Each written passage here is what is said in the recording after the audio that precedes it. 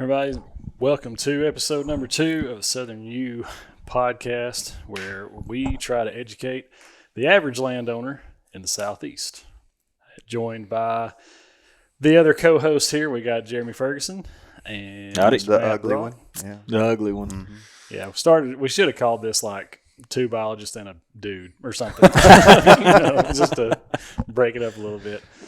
Today we got a very exciting episode, something that I'm looking forward to because it is now, as we're getting into hunting season, other parts of the country are already putting deer on the ground. And today we're going to be talking about early season scouting, early season tactics, what to look for, what to be mindful of, all those kind of things as we get ready to enter into archery season. So naturally, you'll hear us talk about a lot. I'm going to let the biologist do most of the talking on this one, and I'll chime in every now and then, kind of push back and speak up for us regular folk every now and then. Well, that may be a real boring show because I don't do any scouting. Scouting. Matt does all mine for me. Oh, Yeah, okay, there you go. I tell him That helps. I tell him where to go. That may be why he's not very successful. I think that's a real good reason that I'm not very successful. No, Nah, I'm just kidding. Garhole. Yeah. But no, Matt definitely does more than I do. But that's by nature. He lives where he hunts. Yeah, I drive 2 hours. That's right. that's why I have to do some of that work for him. Yeah, well, if you guys don't know, me and Jeremy are in Marshall County, and Matt is not. No, so if you know no. anything about Marshall County, Alabama, there's We are in the absolute vacuum. yes, which it's kind of an anomaly. It's weird because you have the state park, and then you have like Grant Mountain, which are Loaded. lots of deer there, and then you have every other square inch of this county that has nothing in it, and so my dad jokes around all the time. He's like, if you were born and raised in any other county in Alabama, there's no telling how many deer you've got on your wall right now. Yeah. But we were born here, so there's not many. Yeah. Now it's getting better. I think so. But it's been a slow process to get deer, and we still don't have turkey in the vast majority of the county. But that's primarily because of habitat fragmentation. We don't have a lot of big blocks of woods. Right. And I'm very fortunate. Anyway. I mean, I'm in a part of the state where I believe we're going through the population boom that the Black Belt in Alabama experienced back in the 80s and 90s. So we've had a large increase in There Sorry. you go. Now you're fine. Oh yeah. Large increase in deer population through the years. And still good deer. Oh yeah, absolutely. Really good deer. Yep. No doubt. Well, guys, as we're talking about early season, obviously it's pretty warm this time of year. It's always hot, always humid here in the South. So, as you guys know, we've talked about it kind of on the first episode. This is very Southeast centric. So, if you live in the Southeast, Alabama, Georgia, Mississippi, Tennessee, Florida, those states in particular, of course, it kind of expands on out to maybe Louisiana too. But like, what are you looking for with early season on the mind? It's going to be warm. There's plenty of food to eat in terms of just like natural vegetation, and there's, oaks that are going to be dropping, of course, and those sort of things. So like, what are you looking for when you're heading to the woods for opening? Well, I don't know if you guys hunt opening morning or not, but opening evening at least here in Alabama. But what are you looking for, and what should, I feel like this is kind of along the same lines like we've talked about earlier of kind of the 101 content. This is early season 101, right? I mean, this is someone who's looking to get into this and go, gosh, man, should I hunt a food plot if I've got access to one of those? If I'm hunting public land, what are my options? What should I be looking for? So let's just start first, I guess, just with maybe like some tree identification or, kind of food that comes from the trees. Okay. All right. Jeremy. And well, first, I think it's going to be different depending on where you are. Absolutely. There's, if you're like me, one of the places I hunt, it's pine plantation. It's almost all exclusively pine plantation. You have to work really hard to find a tree that's dropping acres. Yeah. So food plots, and I mean, hey, it's legal in Alabama. Corn, we have a lot of deer, that are not patternable coming to feeders, but with the change in technology these days, cameras, we're able to use those and determine, what core areas bucks are using, if that's what we're going after opening day. But, I think it depends on what you're after, how you scout, honestly. We'll get into the tree identification, but, I think technology has changed it. So, 20 years ago, what is that picking up? I don't know. Sorry, guys. If you're Jeremy, we're in Jeremy's office, and his printer just decided to go berserk. Yeah, so I don't know if I can hear that or not, but awesome. The joys of filming in an office. I think it's fun. The way I look at early season scouting is 11 months out of the year or longer, a deer is enslaved to its stomach. So they're gonna be hitting food sources. Mm-hmm. And like you were stating, it's still warm in the southern states. Call it what it is. What? It's hot. It's hot. As a matter of fact, it's hot as you know where. And I'm going to touch on that in just a minute too. Please don't touch that. Let's steer clear. All right. So what I'm primarily looking for is species of trees that are dropping acorns or soft mass that are preferred because there's so much food available. Mm-hmm. I want to go for the species that they're most likely to come to. So I want to stop you right there for just a second, Matt. So just to be clear, you're saying that while there are many trees that drop, mm-hmm. deer actually prefer one over the other. Absolutely. Okay, so and a big difference in those. Yeah, so and how they rank. I think that's. I mean, if you're a new guy trying to get into this, I think that's a huge, it's a very valuable piece of information to have. Not just can I find a tree that's dropping, can I find mm-hmm. one that they prefer? Yeah, and you and I saw a perfect example when we visited Ernie. With Tethered. Is on his farm, we're walking around close canopy hardwood forest that had been logged years ago. And what species did they select for when they were logging? Oaks. Mm-hmm. So there wasn't many. 95% of the oaks have been removed from that piece of property mm-hmm. years ago, and they, because they are slow to come back, especially in a closed canopy situation. If it had been open enough, then they would have pioneered back, and there'd be something there. But because it was still relatively close canopy, they haven't really come back. So we found some old trees. And, if I could pick one out of all the oak species that I'm going to hunt when it's dropping, it's the chinkapin. Mm-hmm. Especially, where you find them. Not the dwarf chinkapin, but they're not everywhere. The large chinkapin. And we walked across through there, and there's two monsters right beside a red oak. And I'm like, no brainer. Yeah, absolutely. If this tree's dropping, I'm sitting here until I get tired of killing deer. Right. Yeah.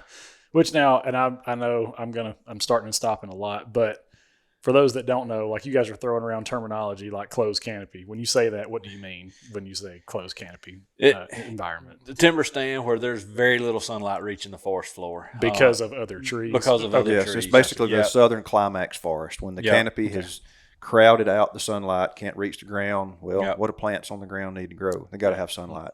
Gotcha. So that impacts everything we do here. Mm-hmm. Closed canopy forest is beautiful. People like the look of it. They like hunting it, but 3/4 of the year, honestly, it's useless to us. Mm-hmm. When it's dropping hard mast or soft mast in the fall months, it's great. It's fun to hunt, but summertime is providing little or nothing, maybe other than some thermal change. Some protective thermal habitat that keeps deer cool or other species cool because they can obviously get in the shade. But as far as food goes, Matt mentioned that there's deer slaves to their stomach, and so are any other animal. they're looking for food every minute they're awake. Generally speaking, there's just not a lot of it there. That's why you're up here. We keep referencing Marshall County. We primarily in this county, especially toward the north end, are closed canopy hardwoods because we're at the tip of the Appalachian Trail and the Cumberland Plateau. And what's not is cattle pasture. Yeah, that's exactly right. Don't beat on us, man. I'm just saying, you go from pasture land to closed canopy forest, there's not a lot there for wildlife. That's right. And I'm a perfect example. I mean, I'm a cattle farmer, so I've got pasture. Part of the problem, Jerry. Part of the problem. And I've got closed canopy hardwoods, so there's a reason I don't have a lot of deer. But, in areas that you're wanting to promote the growth of the population, logging is a requirement. I know we're getting way off topic here, but from the closed canopy side of things, if you're wanting to increase populations and increase food and increase bedding, logging is a requirement at some point. Gotcha. And pine timber and hardwoods, they have a lifespan. People want to treat them like they live forever. Well, got news for you, they don't. Especially pine timber. I mean, do we come across 250-year-old oaks? Absolutely. But most of the time, they're not lasting that long either. Yeah, either by death or by design. They're just not there. That's right. Gotcha. But yeah, I mean, Matt was hammering home the oaks and some of those species, and I agree. That's what I'm. That's my go-to in October, early to mid-November, which our rut is not like the Midwest. No, around Halloween, the Midwest is gearing up for rut hunts. Oh yeah, and sure. We're not even thinking about that. So I'm looking for primarily 2 white oak species, 3 if you include the chinquapin, but just the regular white oak, Quercus alba. One of the most preferred acorns, and they're readily available. They're easy to find.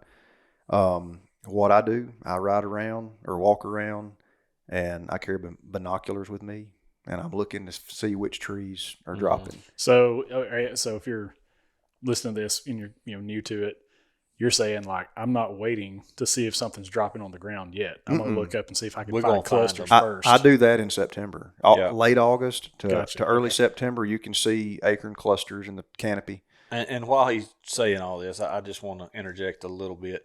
If you're not from Fayette, Alabama, the word he's saying is acorn, the acorn. It's acorns, baby. Acorn. Yeah. What did I say? Acorn. Acorn. Yeah, that's what it is. That's what we say. Yeah. But if you're in the Midwest, it's an acorn. I've never heard of an That's acorn. what we're looking for. Southern you, we call them acorns. An acorn is a corn kernel. Yeah. A corn kernel. That's right. Okay, I'm talking about acorns. All right. So he threw a cuss word at me a minute ago. I didn't know what he called us. What? Something alba. I don't know. I was like, what you just called me? Quercus alba. Quercus alba. And hey, that's a side tangent, but if you're new to this, there are a lot of resources other than coming on podcast. Get books, get stuff you can put in your hand. I mean, right here, I've got the Forest Plants of the Southeast. I've had that since I was in college. It is awesome. There's a great resource. There's a lot of tree identification books that are awesome. J.H. Miller and K.V. Miller. Yeah, and we'll Carl highlight. Miller. We need to highlight some of these books one day. We will. We'll talk about a lot of these.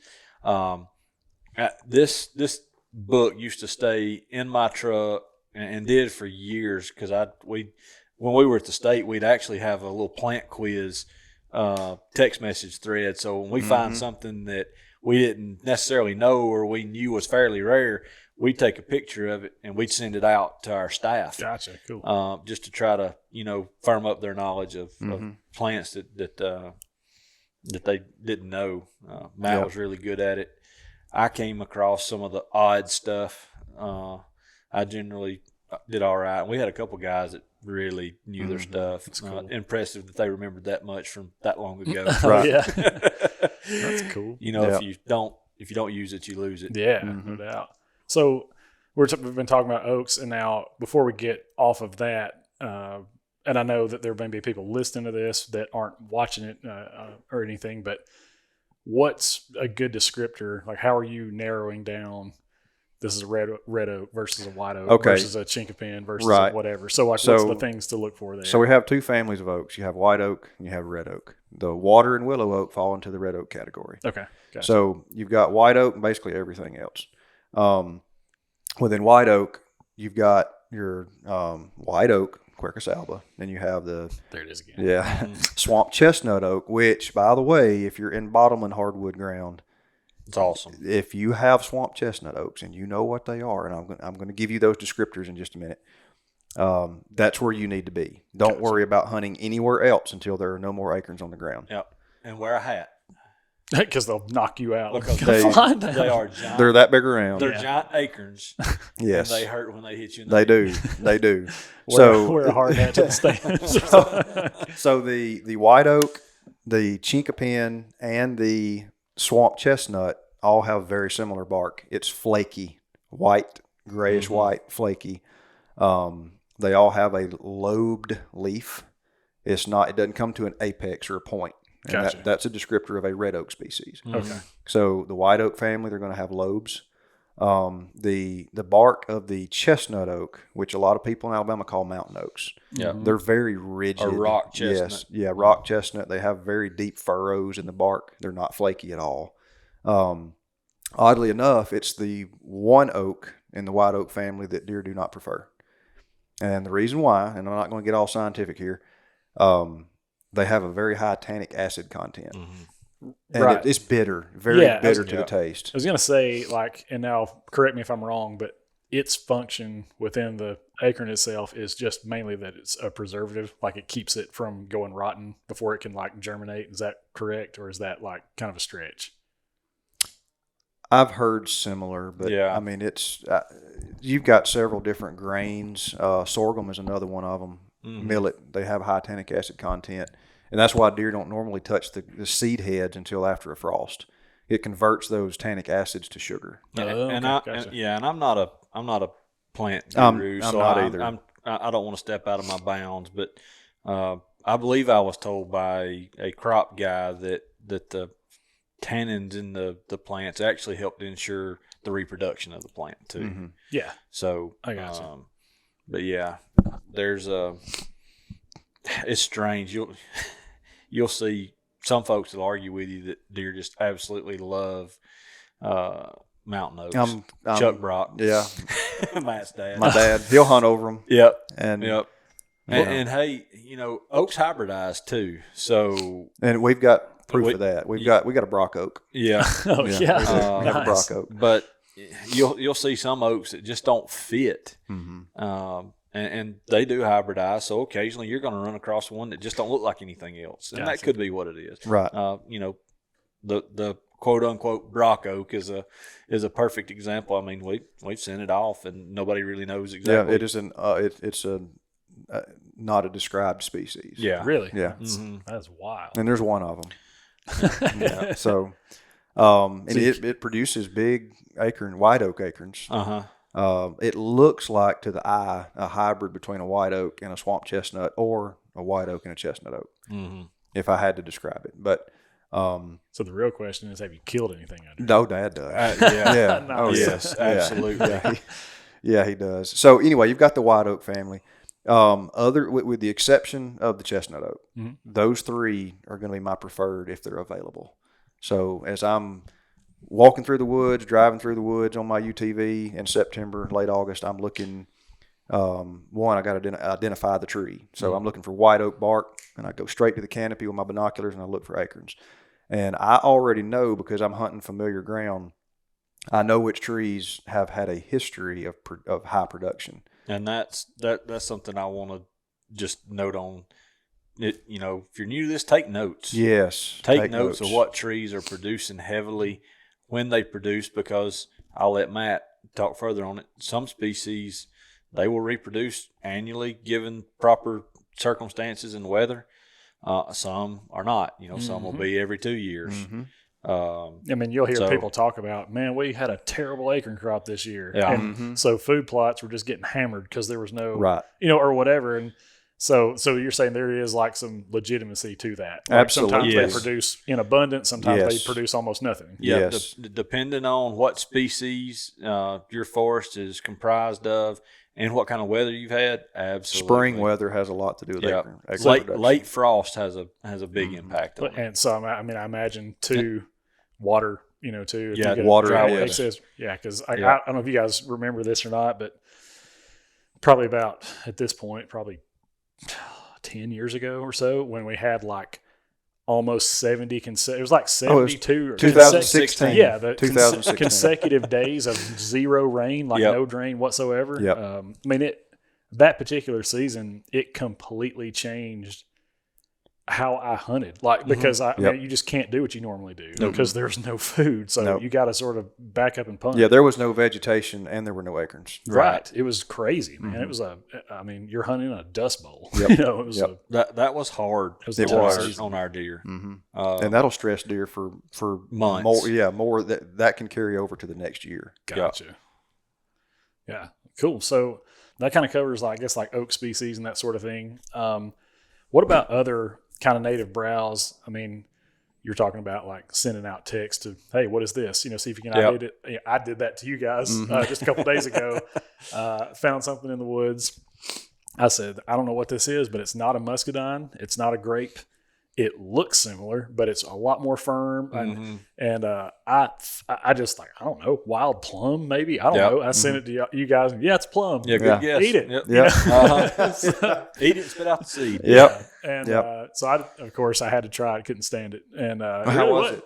Not bad at all. Yeah, they're not bad. No, not bad at all. Now a persimmon will. Oh, you'll pucker up. It'll suck all the moisture out of your Yeah, and speaking of persimmon, that's probably my second most preferred mass producer to hit in October. If you still have some that are holding on, a lot of our persimmon around here will drop in September. Early, yeah. And so I've seen some hold all the way till January. Really? Yes. Where I grew up hunting in southern Tennessee, they held. I don't know what it was. I don't know if it was just a localized population that held that long, but they would hold up, and our season ended 1st of January back then, and I think it ends pretty close to that now. But they would hold to the end of the season. God, I was shooting deer off of persimmons December break when I was a kid. That is Christmas nuts, break. man. There's a persimmon tree at the corner of the Black Warrior Wildlife Management Area headquarters, and it's probably this big around. It's a big persimmon, probably 55, 60 feet tall, and it will hold until February. That is nuts. Yeah, I mean, it will have persimmons all winter long. And now, if you're not familiar, I know this is kind of getting a little redundant, but like a persimmon, as far as the fruit itself, if you're not familiar with them, they're, I don't know, a little smaller than about a golf ball, I guess. And Look for the tiny pumpkins. Yeah, that's it. They're really small. They're orange, and technically speaking, like humans can eat them, I guess, if they're right, that sort of thing. But they are quite. They will make your mouth pucker up, like you said. It'll snatch all the moisture out of your. The flesh is great, but I'm telling you, the skin is awful. Yeah, you can't bite through that skin. I don't know how deer eat them, but they and love them. we're this is obviously new for us. We'll try to put up photos, stick them in. Yeah, sure. And all this so that we can cover this so folks can see. So you got white oak, you got persimmon, and don't overlook red oaks. No, Do not overlook red oaks, especially if you have a shortage of white oaks in any given year. Yeah. I've killed a lot of deer on red oaks. Actually, there's a red oak that I was just talking about. Or Jeremy brought up taking notes, and like there's a few properties I don't have to scout. I just go in, and if there's acorns there, I know where to go. And there's one tree that I killed 7 deer out of in one season with a bow. Wow. It's a big red oak. It has a huge canopy. It puts on a ton of acorns, and when it's dropping, that's where I'm going to be. Yeah, and a lot of times, all you guys that are hunting leased land, pine timber land, you're not going to find a lot of oaks unless they're in the SMZs, and even then, a lot of those have been. What's an SMZ? Streamside Management Zone. Thank you. Yeah. For us lay people, explain. The area along the creek or the drainages that the timber companies have left to at least help slow down erosion. Okay. But, you can selectively thin as from a ethical and legal perspective, you can selectively thin through SMZs all you want. So a lot of those oak trees that are, high quality timber products, generally speaking, as long as, you've got a good log or whatnot, not hollow, they may have been selected out. But you find a lot of water oaks. Mm-hmm. And if that's all you've got, hunt them. They are dynamite. Yes, they are. And they produce 1 million acorns. They're tiny. All about that big. Yeah, they're all the size of the end of your little finger, and there's 1 million of them. Yep. And deer will just stand under them and just vacuum them up. They will. Because there's nothing else like it for them. Then the water oak and willow oak both hold their acorns well long into the winter. time. So you've got something that you can hunt through perhaps the length of the whole season. Yep. Yeah, I got my dad and I for several years in a row in just below Selma. There's a place called the Alabama River Lodge, and they would put on this kind of like a bow hunting tournament type thing. It was like a 2-person team, and you would get down there and like draw randomly 4 sections of property and get up the next morning. You have until noon to scout, and then starting at noon, you can actually hunt. And so it was all done by weight. So like, if the heaviest doe or the heaviest buck or the heaviest combined weight for the weekend, all this kind of stuff would go into declaring a winner and getting prize money and all this kind of stuff. It's a lot of fun. But you're talking about water oaks and just how there's 1 million of them, and deer will just kind of just sit there and gorge themselves on them. We screwed up on that one year because the section of property we drew, we tried to scout as much as we could in that short time frame. We basically got about 6 hours from daylight until noon to figure out where you want to hunt, and if you're hanging stands or if you're prepping trees or whatever you're going to do, you got to do it in that time and then hunt. And we found on the edge of a field, edge of a food plot that wasn't planted, it was just kind of grown up, but the very edge of it was just absolutely, deer had just annihilated the water oaks right there. But there was no real trees to get in in terms of like you just couldn't hunt from elevation anywhere. And so instead of still trying to hunt it somehow, even hunting it from the ground or something, find a way. It was like, let's just go somewhere else, and we screwed up. Yeah, because it cost us. And now, knowing what I know now, it's like I'll sit on the ground and hunt if I had to, because that's where they are. There's no doubt about it. Well, and that's very applicable to all these guys who are leasing timber company properties that are 90% or more pine plantation. You may not have very many oaks on your place, but find them. I don't. Yeah, find them, because I promise you, when they're dropping acorns, it's going to be a place to be. Yeah, I had a similar scenario that you're talking about. Hey, these deer don't like mountain oaks, and that's what I've heard all my life. You see an acorn that's bigger than your thumb, just get away from it. But this particular micro property, it's like, very small. And anyways, last year, I actually shot a deer and was trailing it. And in the process of trailing that deer, stumbled across like, oh my gosh, I've never seen this much sign in one place in my life. And they were wearing those mountain oaks out. And it's just like, I thought they don't eat these. You know what I mean? I thought they don't like them. And so anyways, I'd put a camera out and got multiple bucks in the same frame.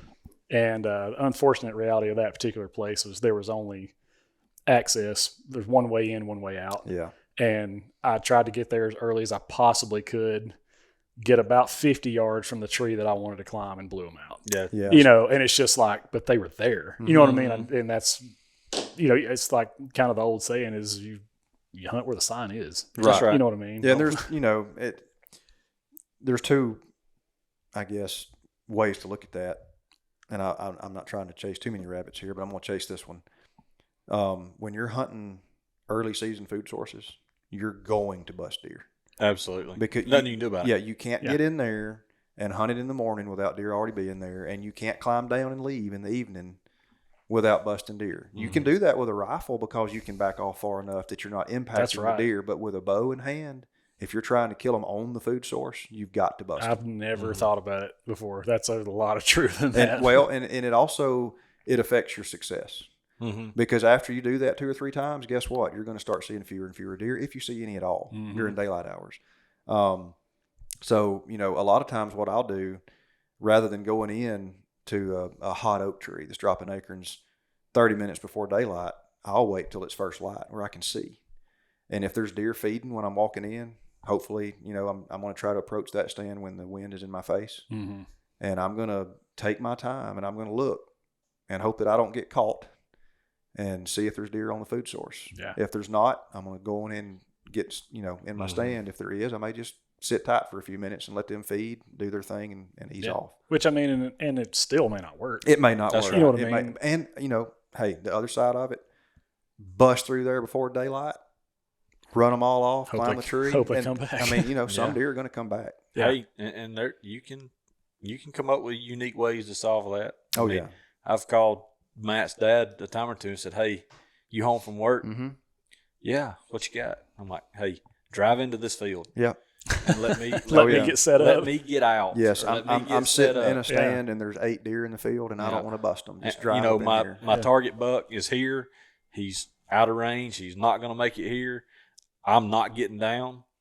Just drive in here, make something unnatural, push them out. And they, everybody or a lot of people say pressure is pressure. Well, not entirely. Hunting pressure is perceived differently than any other kind of deer can be influence. Conditioned to be fearful of certain things in the woods and not others. And for some reason or another, vehicles, tractors, that kind of thing, they're habituated to that. They see that kind of activity, especially if you're on an operational farm. They're used to seeing trucks. And I've got some interesting stories on that we'll cover a little later time. Yeah. Can't do it right now. Sure. But, those early season food sources are great. We've covered the white oaks, the persimmons, the red oaks typically are going to have a darker bark. It's going to be kind of rigid. It's not flaky. Depending on the species, you're looking at southern red, northern red, shoe marred, cherry bark. There's several other species, but what I typically there's a lot of species of red oak. But the ones that I focus on typically are either going to be northern or southern red. Gotcha. Shoe marred oak, or not shoe marred, cherry bark is going to be more common in the bottomlands. But I hunt a lot of upland ground. I don't hunt bottoms very much. Gotcha. Cool. Rank them how you would hunt them. How I would hunt them. If I had white oaks, red oaks, and water oaks all dropping on the same property, I'm hitting the white oaks first. Always. Typically they drop in October, November, and they're kind of done. Pretty early. Yeah. They don't normally carry over into December.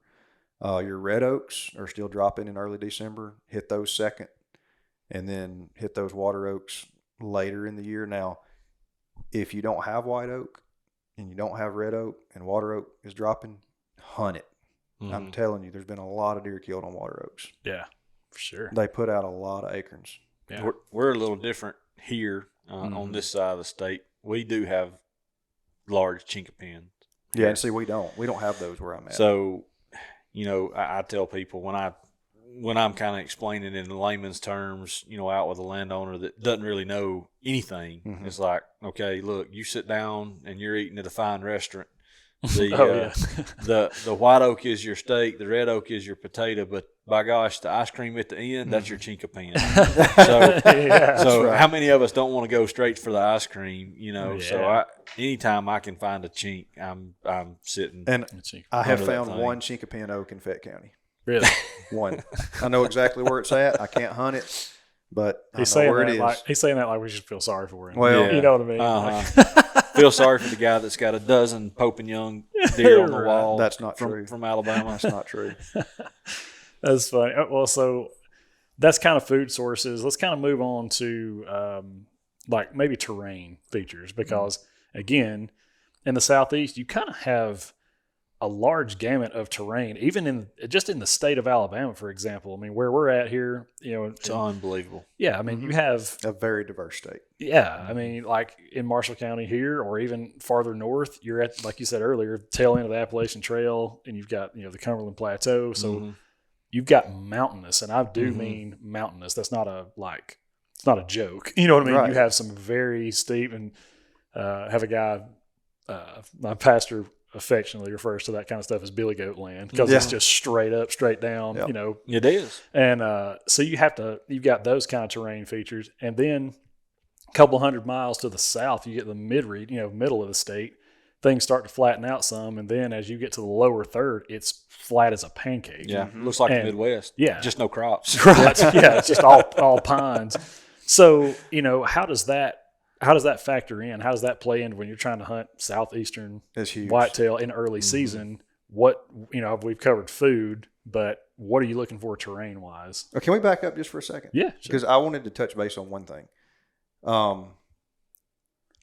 I don't typically worry about going hunting in the early season until the first cold front. Really? I will probably go October the 14th this year, but I'm not going to be very excited about it because I know what deer do when the temperature drops 25 degrees in October. Yeah. And it's stupid. Yeah. It is absolutely stupid. So, you know, just because you've located a good food source does not mean that you need to run in there at your first opportunity. If you have the option of picking your day, wait until that first cold front. And that's hard in a club setting. Yes.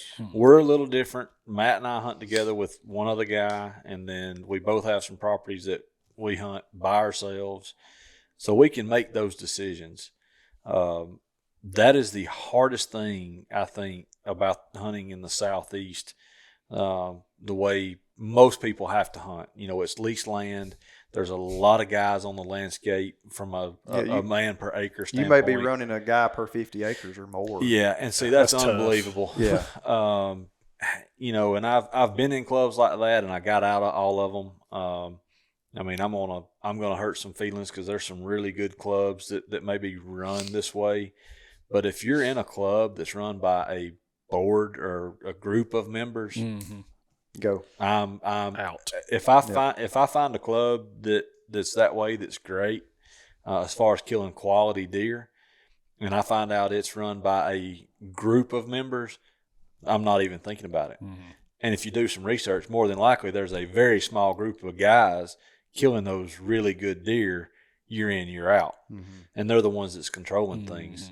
If you want a successful hunting club and you want to be happy, get in one that's a dictatorship. Yep. Yeah.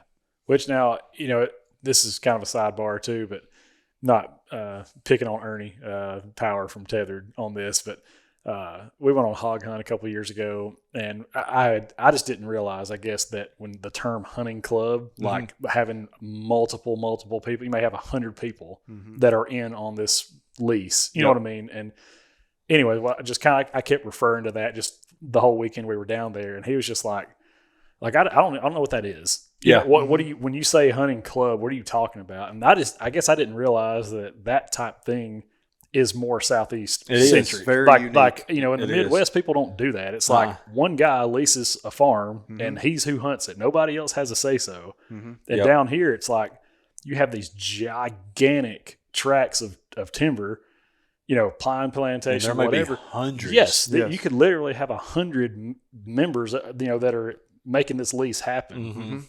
And I guess I was, you know, just naive and didn't know that's not how the rest of the country operates. Yeah, it's just kind of a very unique Southeast to thing. the South. It is. And when I managed clubs for the timber company that I worked for, we had some monsters, and we did set some limits on how many people they could have based off the number of acres they had. But I mean, we had clubs with nearly 200 members. I'm like, there's You're no way way. better off hunting public land at that point. Yes, you are. Way I better mean, off. you may not think that, but you are. There's way less pressure on public land than there is on something like that. Right. It's just not even close. And so that we went a long way around to say We like chasing rabbits. yeah, if you find a food source and you're in a well-run club and the weather's not right and you know you've got bucks using it, make a conscious decision to, hey, guys, nope, let's make an agreement that nobody's going in here and going to burn this spot. That's harder said than done. For sure. I mean, I would say that it's the percentage I think it would be in the single digits of clubs that would do that. But it's very important. Yeah. It's very important. And What were we talking about? Weather? Talking terrain. Terrain, and food, and food sources, Yeah. and trying not to burn them. Yeah. Because that goes for terrain features too. Mm-hmm. I mean, I grew up hunting southern Tennessee, North Alabama, in the Cumberland Plateau that you were talking about. That was billy goat country. Yeah. And I may be a little biased. These guys that hunt Jackson County, Alabama, all the time on Skyline WMA, they may say, "Hey, man, this place is hard to hunt," and it can be. Deer population is not what it once was. In that part of the state, and there's reasons for that. I'd love to get into those one day, but to me, it's the easiest place to kill deer. Mm-hmm. Because some of these terrain features, deer just can't navigate, or they're not going to. Mm-hmm. They're lazy just like we are. And when you find these points that deer are using, they're using it, and they're using it every day. Mm-hmm.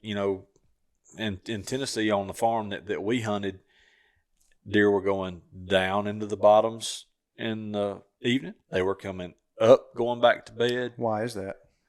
Why is that? Mm-hmm. Because all the food was in the bottom. Well, I have a theory too. No, wind, Thermals. mm-hmm.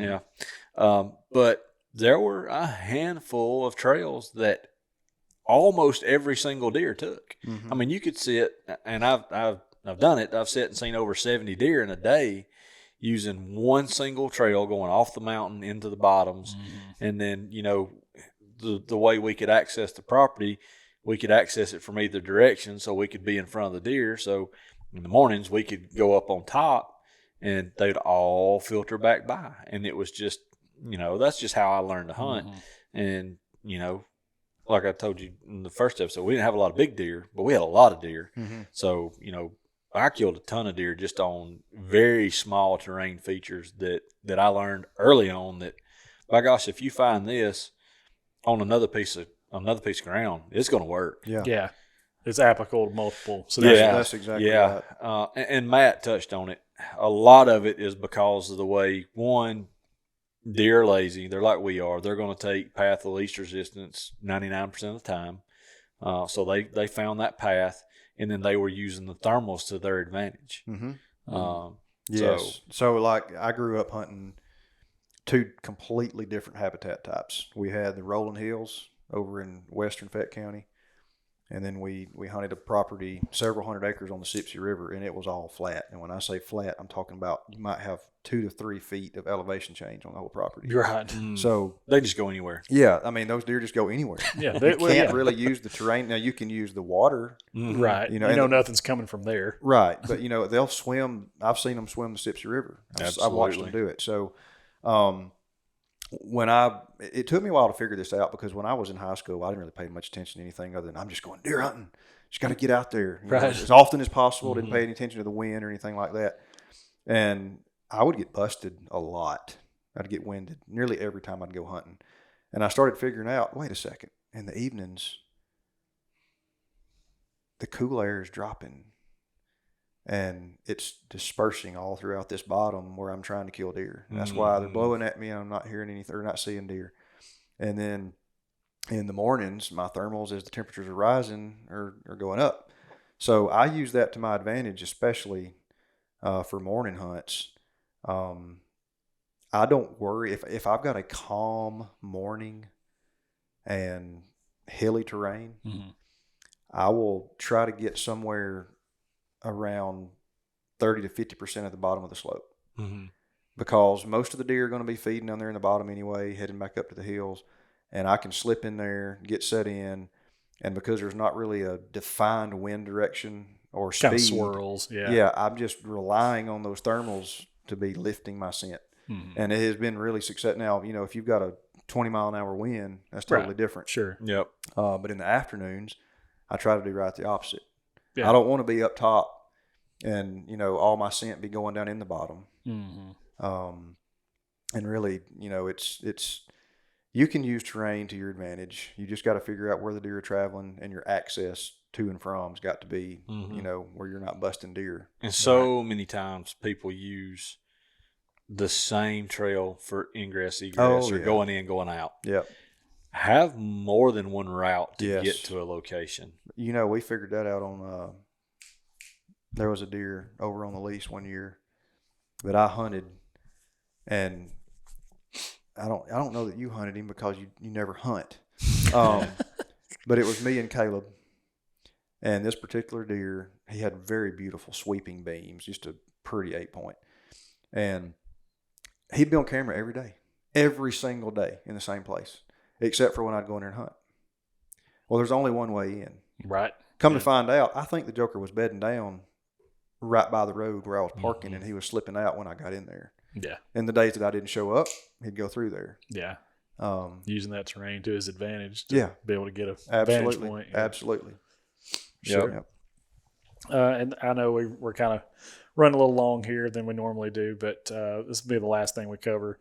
What about we've already kind of talked about trails, but as far as deer sign, right? Mm-hmm. We've talked about food, we've talked about kind of terrain, but now like if you see, like I guess what I'm getting at is how much value do you place on like droppings versus rubs and even scrapes this early in the year? Because I feel like bucks will just scrape whenever. They just do it all the time. Oh, they do. As soon as they can. as soon as velvet comes off, hey, they're in the rut. Right. Yeah. People don't look at it that way, but that's It's on a buck's mind. It may Yep. not, the does are not going into estrus, but they're ready. Right. The bucks are always ready. So I guess with that kind of, being on the forefront of your mind, how much weight, how much value are you placing on, oh man, I found a tree that was just shredded.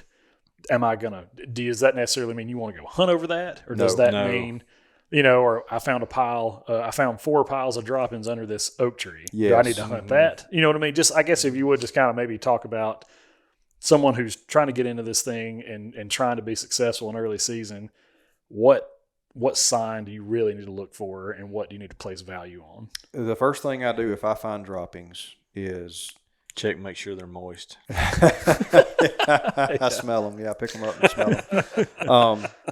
So if I find droppings, one, I want to know why is the deer feeding here. So locate that food source. Mm-hmm. So the deer's either feeding there or it just got up from a bed, more than likely.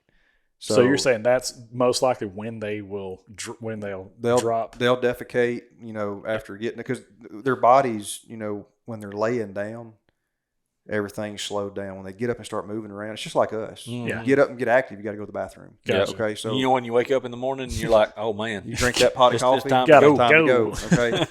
So they're not much different than us. So when I locate or if I find droppings, I want to locate the bedding. Where are the deer bedding? Where'd they come from? And if it's in close proximity to the bedding area, I want to try to cut them off before they get there. If I have that option, that's great. We've been talking about hunting over the food source. If I can cut them off before they get there, if I know where they're coming from, that's what I'd prefer to do, because you're not busting deer off that food source. You can kill deer on trails leading to or from a food source multiple times throughout a season and not really ruin the place. Gotcha. But you can't hunt on top of a food source and kill multiple deer over and over and over and still have the same success. So yeah, droppings, I place a lot of importance on that. Find out what food source they're hitting, where they're bedding, try to cut them off. And that's probably one of the more important signs early season. Yeah. I don't put a lot of stock in rubs. How about Unless I just want to ask you the common question. Can you tell what sex it is? No, I'm not even getting. You can't. So you're telling me you can't tell if it's a buck or a doe based off its poop? No. What about its footprint, its track? Nope. I've been wrong all these years. You're wrong about a lot of things, Jeremy.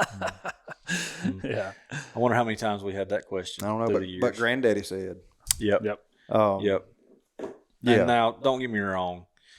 If you come across, I guess, a track that's just if you come across a 3.5 inch long track, Wildly, a doe didn't put it there. Yeah, a wildly larger track. Yeah. And I know some very successful hunters that use that. I mean, they scout creek banks and roads, and they look for the largest track they can find, and they figure out where it's coming and going, why did it come through there? And they're very successful. But There's no way to act. No. There's no one guaranteed way to positive. No, absolutely not. Absolutely and not. we're asked that question a bunch, or or you'll see posts of, came across this buck track or look at this buck poop. No, I'm sorry. I'm sorry to bust your guys' bubble, but you're wrong. But now I will say this: does have a tendency to place their back foot inside the track of their front foot. Yep. So if you find a track that's replicating itself, it's more than likely a female deer. It's a gait. It's a body length deal. Gotcha. Yep. Okay. So there's that, but so like if you could rank them like we did earlier with the oaks and stuff, if you were to rank droppings versus rubs versus I found a bed, right? Or like what are you? If I find a single bed, I don't get worked up over that. If I find a single rub, I don't care if it's as big as my thigh. I don't get worked up over that. Spikes can make big rubs. Oh, I've seen them do it. So what I look for, and unfortunately, these are not skills that are learned nowadays because we have the technological advances that we do, cameras. But used to, I would locate cluster rubs. So there would just be, rubs in every direction, all in one area, perhaps even multiple bucks rubbing those trees. And it was typically associated with a bedding area. So now, are we still talking about early season? Yes, we are. Yeah. If you can find and beds too. Yes, in close proximity. Yes, if you can find droppings and cluster rubs and bedding all in an area that's in close proximity, hunt it, but carefully. Yeah, because you can bust those deer out. Yeah, I was going to say, I've always just kind of been of the. Not that this is right or wrong, but just always been of the philosophy of like if you find a bedding area, quote unquote, like get out of there. Don't go in there and blow them out or anything. Well, and here's the thing about hunting the South, and this is what differentiates the South versus the Midwest. Deer down here can bed just about anywhere. Absolutely, they can bed about anywhere. And will. And they will. So, I kind of chuckle sometimes when somebody says, oh, I found a big buck bed. Well, you found one area where he has bedded maybe once. Mm-hmm. Has he ever bedded there before that time? We don't know. Will he ever bed there again? We don't know. Mm-hmm. He laid down one time. And, he may very well bed back again. But GPS data has shown that bucks around here, they bounce around. They just bed wherever they want to. Mm-hmm. Gotcha. So, it's not necessarily in the same place. But that reminds me of a buck that we had on the club that bedded on the knob not too far off of our main road. Mm-hmm. And we ended up, the deer was shot is how we came across this. We never knew this beforehand. Mm-hmm. The deer showed up in certain places pretty consistently. We knew, or we felt like we had an idea of where he was living, but we were pretty much just dead wrong. Mm-hmm. But the deer was shot, and we were trailing him, and it's not a rule of thumb that they're going to go through their bedroom when they're shot, but sometimes they will. Mm-hmm. But what Matt just described, the cluster rubs and the handful of beds on a point on a terrain feature where that deer could see the bottom and could use the thermals to his advantage from the road and from the bottoms coming up. Mm-hmm. We felt very confident that that's where that deer, was bedding. Mm-hmm. And he was very protected there. Yeah. It really wasn't anything but a blackberry thicket on a little knob and some thin pine. So, had it not been just eat up with blackberries, it'd have stuck out like a sore thumb. But he had him a little spot wallered out, or 4 or 5, just right there on that little ridge, and there was no way really to get to him. And I think that they shot that deer in the rut, didn't they? Yeah, I thought so. Yeah, yeah. So all bets are off. In the rut, all bets are off. But same type situation for years on that same lease. Before Jeremy got in, and this was before cameras really, there was an area, right? We had a sign-in box. We had more members than we do now, and it was one of those clubs with multiple members. So we would go in and we would open the mailbox and sign out where we wanted to go hunt that morning or that afternoon, and that's where we'd go. And every time I'd pull in there, I noticed all these rubs, like right by the mailbox. And they were big rubs. I'm talking like, this big. In the South, that's substantial, And I was like, how would I even hunt this? Like, there's so much traffic going. It's right on the road. And, I never knew when somebody might be pulling there to sign in or out. And I just like, I'm going to take the risk one day. I'm going to come in here. I'm going to drive in just like I always do. I'm going to sign in for the mailbox. I'm going to back my truck about 150 yards down the road and run back up here and climb a tree. And that's what I did. I was 50 yards off the road. Killed a 143-inch deer that morning. God. And none of those trees were ever rubbed again. He'd been rubbing those same trees for 3 or 4 years. He aged out as 4. I don't think he was 4. Really? I think he was much older than that. Yeah, that's crazy. And that's something else we talk about. We can talk. Later. We could have episodes on the inaccuracies of tooth wear aging. I'm excited to talk about some stuff like that. Oh yeah, and tooth wear. Yeah, we're going to hit some stuff that's going to be putting all that information together. Because nobody ever really knows how old the deer is unless you're in a captive situation. You got a tag in his ear. Yeah, so you can know then. But yeah, it's it's interesting what you learn year after year being on the same property. Right. But when it comes to terrain, food sources, and access. Yep. And once you learn a property, you'll notice, I attribute a lot of my success being able to consistently kill mature deer is I've just learned over the years on this tract of property, I can do A, B, or C and kill a mature deer. Yeah. I don't have to scout because I've already scouted. Well, you have to say you have scouted. Yeah, I did the scouting up front, and I learned patterns over time. And that's where record keeping comes in. Absolutely. Keep records. And I've got detailed records. Wind, weather. Everything. I record certain weather parameters on every single hunt that I go on. Yeah. At minimum, I've got the date, the moon phase, which I don't think the moon has any cotton picking bearing at all on rut timing. Oh, none. Man, here we go. 0. Yeah. Ooh. All right. So Throw some gas on the fire. Yeah. Now, does it affect deer behavior and deer movement? I do think that it does, and we'll get to a point where we'll go over some of what the data that I've taken over the years has shown. But you gotta take good records because you can begin to notice patterns, and when you figure out what those patterns are, you'll start consistently killing deer. And that's with everything. Yeah, I mean.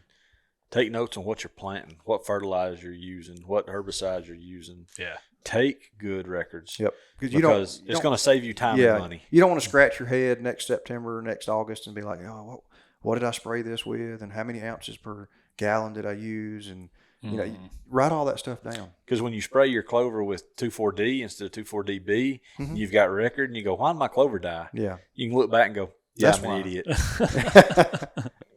Can't you, Matt? Yeah. Oh, yeah. Yeah. Butoxyethyl ester is not Butarac. And I knew that. I feel like he's just hurling obscenities at me, saying all these names. Well, I mean, you've got all these different chemical compounds, and you got 2,4-D and 2,4-DB. Well, 2,4-DB has got Butarac in it. Well, 2,4-D also has butoxyethyl ester. So it was just a slip of the mind. I'm too dumb to be on this podcast. Well, that's why you better read the label. Yes. If you apply herbicide, read the label. Yeah. If you're asking questions on Facebook about what herbicide to use and how much, read the label. Read the label. Absolutely. That's cool, guys. I think that we've kind of covered a lot, went a little longer than typical, but it's good stuff, man. I think if you're out there and you're watching this or you're listening to us, and you're trying to get kind of a little bit of a leg up on early season, this is what we're here for. It's what this podcast is kind of about. We're trying our best to just inform, educate those that are hunting the South, living in the South. I mean, like we said before, this is not just a hunting podcast. This is going to cover a lot of different things, but this is the season we're in. We're gearing up. And we're excited about it. Oh, yeah, absolutely. Absolutely. Super excited. So we've got some more stuff coming up, and we've actually got a very special guest that's going to come hang out with us. We're pretty dang excited about that, too. Absolutely. So we won't quite let the cat out of the bag yet, but just stay tuned. Follow us on social. Obviously on YouTube, if you're watching this, we'd really appreciate it if you would subscribe, maybe share this with one of your hunting buddies or something like that.